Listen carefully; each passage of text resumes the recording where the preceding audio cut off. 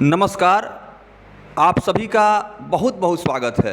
सामाजिक जन जागरूकता स्वास्थ्य अभियान कार्यक्रम के तहत आज हम सिवान के एक ऐसे प्रतिभावान डॉक्टर से मैं आपको मुलाकात करा रहा हूं, जिनका काफ़ी चर्चाओं में इस समय नाम है। चूँकि नौजवान चेहरा हैं, डॉक्टर साहब काफ़ी प्रतिभावान हैं और चाइल्ड स्पेशलाइजेशन की बात करें, नवजात एवं शिशु रोग की बात करें तो इस क्षेत्र में डॉक्टर साहब के पास काफ़ी लंबा अनुभव है। चूँकि कई बड़े अस्पतालों में भी डॉक्टर साहब ने सेवा किया है।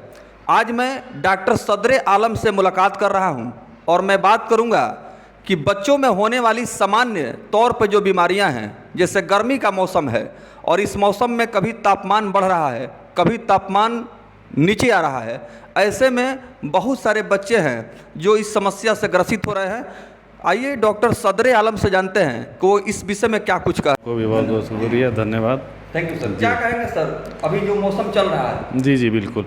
अभी जो मौसम चल रहा है एक्चुअली इसमें दो चीज़ होती है, हीट होती है तो हीट में एक मेडिकल टर्म आता है हाइपरथर्मिया, जिसका बॉडी का टेम्परेचर बढ़ जाता है और कंटिन्यूस बच्चे को या एडल्ट में भी डिहाइड्रेशन होता है, मतलब पानी की कमी होती है। तो उसके वजह से काफ़ी सारी इशू हो जाती है, बीपी फॉल होने लगता है, ठीक है, टेम्परेचर 104 105। और बच्चों का क्या है कि जब भी हाई ग्रेड फीवर है, बच्चे को बुखार ज़्यादा है, तो उसमें हम सबसे पहले आप क्या करें कि बच्चे को एक नॉर्मल जो पैरासीटामोल होता है वो ड्रॉप पिलाएं, मतलब वो पैरासीटामोल का सिरप पिलाएं और बच्चे को कंटिन्यू कोल्ड स्पॉन्जिंग करें, ठीक है। घर पे अगर आप हैं और बच्चे को हाई ग्रेड फीवर है तो पहला काम आप यही करें कि कपड़ा गीला करें, टॉवेल गीला करें और बच्चे को दवा पैरासीटामोल, प्लेन पैरासीटामोल, उसमें और कोई दवा मिक्स नहीं होनी चाहिए, क्योंकि जो बाकी सारे उस ग्रुप की दवाएं हैं उससे कुछ रेस सिंड्रोम होता है जो लीवर पे इफेक्ट करता है ज़्यादा, लेकिन उसमें पैरासीटामोल सेफ है। तो प्लेन पैरासीटामोल सिरप पिलाएं और टॉवेल गीला करके पूरे बॉडी को कंटिन्यू पोछा मारते रहें, कोल्ड स्पॉन्जिंग बोलते हैं मेडिकल टर्म में उसको। तो उससे क्या होगा कि फीवर जब डाउन हो जाएगा उसके बाद तुरंत डॉक्टर के पास पहुँचे। और जो लोग मान लीजिए कि बच्चे को 103 या 104 बुखार है, तो जो ब्रेन होता है जो बच्चों का, वो उतना हाई ग्रेड फीवर टोलरेट नहीं कर पाता है, बर्दाश्त नहीं कर पाता है, तो उस बच्चे को दौरे भी आने लगते हैं, जबकि वो दौरे की बीमारी नहीं होती है। बहुत ज़्यादा बुखार के कारण उस बच्चे को दौरा भी आ जाता है। तो ये 6 महीने से लेकर 6 साल तक बच्चे को जब भी हाई ग्रेड फीवर आएगा तो एक चांस रहते हैं कि उसमें कुछ बच्चों को दौरे आने लगते हैं। तो सिर्फ और सिर्फ आप इतना करिए कि एक पैरासीटामोल पिलाइए, ठीक है, और उसके बाद से कोल्ड स्पॉन्जिंग कीजिए। अगर आप इतना कर लिए तो बच्चे को आप दौरे से बचा लिए। उसके बाद आप हॉस्पिटल जाएं, फिर डॉक्टर जाएं, वहाँ बीपी देखेगा, पल्स देखेगा, अगर बच्चा डिहाइड्रेटेड हुआ तो उसको फ्लूइड देगा, उसके बाद वो अपना ट्रीटमेंट चालू करेगा। लेकिन घर पे आप इतना ज़रूर कर लें। दूसरी चीज़ क्या है कि बरसात का सीज़न है, इसमें क्या होता है जब टेम्परेचर जब सीज़न चेंज हो रहा है तो मैक्सिमम बच्चों को फीवर कफ कोल्ड होता है, ठीक है। तो बच्चे को एकदम आप एसी में ना सुलाएं, जैसे एसी में ना सुलाएं या डायरेक्ट कूलर के सामने ना सुलाएं, ठीक है। बच्चे को जो मैक्सिमम परेशानी होती है कफ कोल्ड करके आते हैं, बुखार सर्दी खांसी करके आते हैं, तो उसमें क्या होता है कि एलर्जिक या तो वायरल, ठीक है। तो उससे क्या है कि आप बच्चे को मतलब एकदम से ठंडी होने से भी बचाना है। जी, ये दोनों चीज़ है, मतलब 2 एज ऑफ स्वॉर्ड, तलवार के 2 धार हैं ये। जी बिल्कुल। देखिए, डॉक्टर सदरे आलम ने साफ तौर पर कहा कि prevention is better than cure. चूँकि मेडिकल साइंस का सबसे पहला फार्मूला है वो बचाव ही बेहतर उपाय है। डॉक्टर साहब, बहुत सारे ऐसे लोग हैं जो कि प्रिवेंशन पर ना ध्यान दे करके, प्रिकॉशन पर ध्यान ना दे करके मेडिसिन को ही मुख्य चीज़ समझते हैं और यही जो है गलती हो जाती है। जैसे आपने कुछ प्राथमिक उपचार बताया है घर पर जो ऐसा करना चाहिए, इससे बहुत सहूलत मिल जाती है, आसानी होती है। तो कुछ लोग जो है मतलब एंटीबायोटिक्स वगैरह भी अंदाजी या अनुभव के आधार पर बच्चों को दे देते हैं, और एंटीबायोटिक्स तो आप क्या कहना है, इसका बहुत ही बड़ा जो है बैड इफेक्ट भी है। तो इसके बारे में सर आप बताएं। जी, एक्चुअली क्या है ना कि जो मैक्सिमम जो होता है, मान लीजिए बच्चे को कफ कोल्ड है, तो most common cause of upper respiratory tract infection is respiratory syncytial virus, RSV। अब वायरल फीवर है उसको, या वायरल की वजह से कफ खरोच से या एलर्जी की वजह से आप दे क्या रहे हैं एंटीबायोटिक, ठीक है। डिफरेंट चीज़ है, बिल्कुल डिफरेंट चीज़ है, ठीक है। तो और जुडिशियल यूज ऑफ एंटीबायोटिक मतलब ज़्यादा आप यूज करें एंटीबायोटिक का तो उसकी जो क्षमता है वो कम हो जाती है। जैसे नॉर्मल अपने यहाँ यही होता है कि एक बार एंटीबायोटिक दिए, दोबारा दिए, बच्चे को थोड़ा सा फीवर आना बंद हुआ, आपने छोड़ दिया, दोबारा ऐसे किया, तिबारा ऐसे किया, बार बार यही सेम चीज़ करने से क्या होगा कि वही एंटीबायोटिक उसी बैक्टीरिया पे रेसिस्टेंस कर जाएगा, मतलब उसी बीमारी में बाद में वही दवा काम नहीं करेगी। ठीक है, तो जब तक आप कंफर्म ना हो कि हाँ ये बैक्टीरियल है तब तक एंटीबायोटिक नहीं लीजिए। और जब आप एंटीबायोटिक ले रहे हैं तो मिनिमम 5 डे टू 7 डेज का कोर्स कंप्लीट कीजिए ताकि आपके बच्चे को बाद में उसी बीमारी में वो दवा काम कर सके। अगर बार बार आप अपने मर्जी से, सपोज दैट आप डॉक्टर से दिखाएं, डॉक्टर ने कुछ मेडिसिन लिखा, आप लिए, ठीक हो गया बच्चा, फिर कुछ लोग क्या करते हैं कि वो कवर घर पे रखते हैं और अगेन वही रिपीट कर देते हैं कुछ भी हो।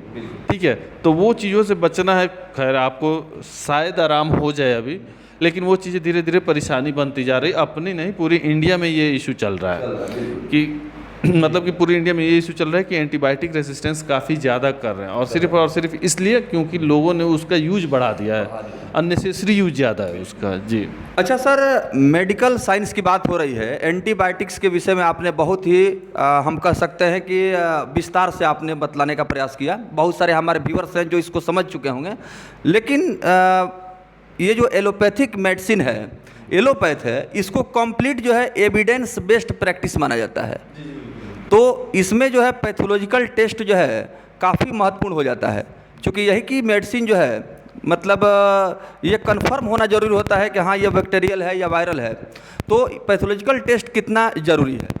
नहीं, एक्चुअली देखिए पैथोलॉजिकल टेस्ट क्या है कि मैक्सिमम तो डायग्नोसिस हम लोग कर लेते हैं कि हाँ ये वायरल है। ठीक है, अब बैक्टीरियल इन्फेक्शन है, ठीक है, जैसे मान लीजिए सपोज दैट एक बच्चा है, पहले दिन आज ही बुखार आया और 102, 103, 104 बुखार गया, तो ये most probably high grade fever always associated with viral and secondly allergic. और जो लो ग्रेड फीवर है मतलब 100 आया, 100.5 आया, फिर अगले दिन 101 आया, फिर उसके अगले दिन 102 आया, तो ये बैक्टीरियल है। तो ये एग्जैक्ट डॉक्टर डायग्नोस कर लेते हैं ये वायरल है या बैक्टीरियल है। मान सपोज दैट हाई ग्रेड पहली बार फीवर आया और 103 का आया, तो हम लोग समझते हैं ठीक है ये तो वायरल है, 36 आवर 48 आवर्स या 3 दिन रहेगा और ये सबसाइड कर जाएगा, तो उसमें यूज नहीं होते एंटीबायोटिक के। ठीक है, और जो बैक्टीरियल है लो ग्रेड से स्टार्ट होता है, तो अब सपोज कुछ मान लीजिए कि WBC काउंट है, सबसे ज़्यादा इन्फेक्शन में पहले WBC काउंट बढ़ता है, वाइट ब्लड सेल बोलते हैं उसको।